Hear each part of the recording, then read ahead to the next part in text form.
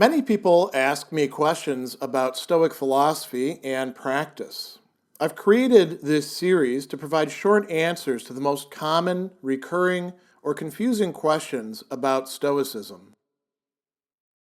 Questions along these lines about revenge, retaliation, resistance to aggression come up quite frequently from people who are studying Stoicism and want to think about how to apply it within the matrix of the real lives that they are living.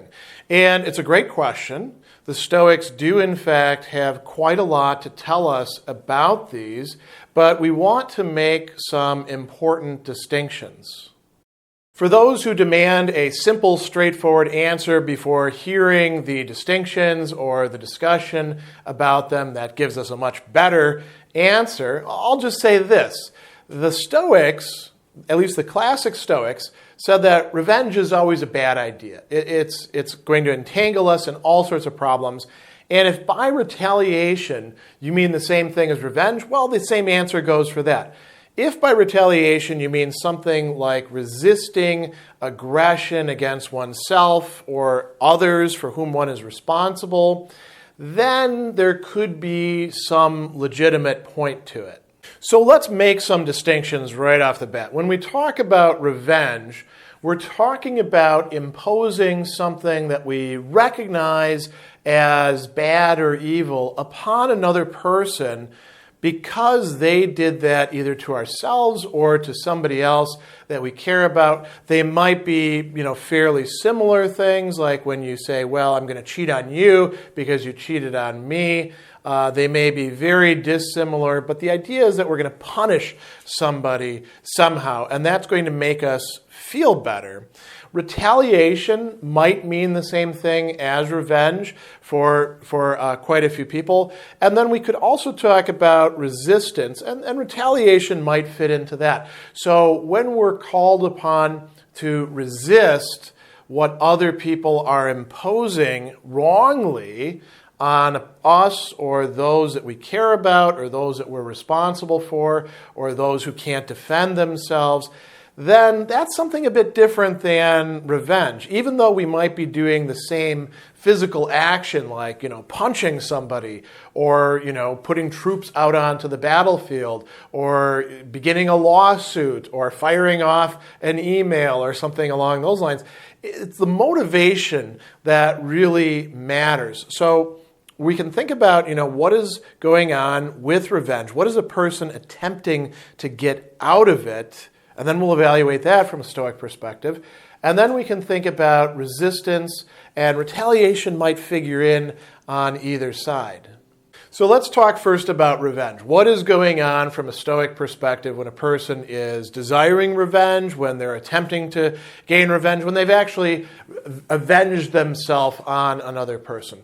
So to begin with, there is a desire there, and it's going to be one that's going to be within the modality of anger. And the Stoics distinguished a couple different types. It might also be, hatred of some sort if it bleeds over into that. But it's going to be within that spectrum. And the desire here is to impose something bad upon somebody else, to make them hurt, to make them suffer, to take something away from them, to humiliate them, to have other people look on and say, aha, they got what they deserve. So there's also a sense of justice to it. And this can be very deceptive, the Stoics would say. So what are we doing in this case? We're damaging another person, and we think that that's going to make things better. We're also damaging ourselves in the process, the Stoics would say. Epictetus actually talks about this, saying somebody has hurt you, so you think you're going to hurt them in return, and that's going to actually make things better. They did the wrong thing, so you're going to make things right by doing wrong. So the Stoics really, would say that that's counterproductive, not only in terms of making things right, but also in terms of your own personal development. There's a lot of ways in which seeking revenge can really screw you up. It also involves being too focused on what the Stoics would call externals and valuing them much too highly, not viewing them as what the Stoics called indifference, which can be, useful in some respect, but as if they possessed good in themselves. And what might these be? Like your reputation. Somebody, says something that makes you feel as if your reputation has been damaged, so you're going to damage their reputation in response. The Stoics would say this is really a loss of perspective in many respects. Some people think that the Stoics are going to simply say, never resist anything, whatever somebody does, let them do. And there are some passages that you can find in various Stoic texts that seem to go along those lines, but they'll almost always be within a context where some resistance, some rational resistance, some thoughtful, some well-founded resistance is, in fact, not just legitimate, but sometimes required of us, particularly if we see somebody engaging in injustice against other people, especially non-Stoics who aren't going to be able to take it as well, who are, in fact, thinking that they're being hurt by somebody saying bad things about them or taking things away from them or depriving them of their freedom, all these sorts of things.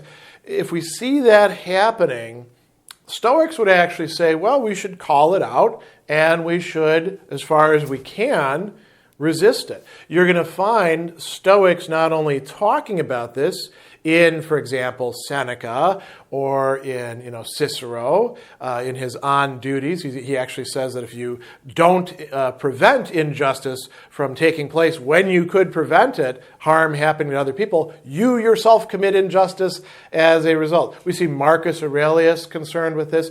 And the idea is we're not supposed to go looking for things to resist. There's already, some cases where we probably do need to put our foot down.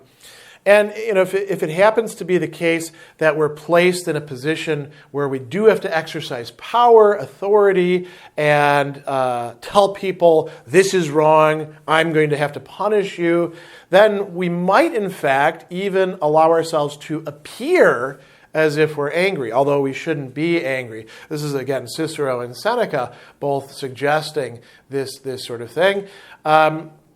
But notice what's going to be going on there. It's not motivated in the same way that revenge is. So some retaliation, some responses to aggression could in fact fall under this rubric of rational resistance. But we have to be very, very careful that we're not misleading ourselves and slipping into something that's more like revenge. If you found this answer helpful for you, then please share it with others who might benefit from it. This work is entirely supported by crowdfunding on my Patreon site. So if you find it valuable, consider becoming a supporter at patreon.com/Sadler.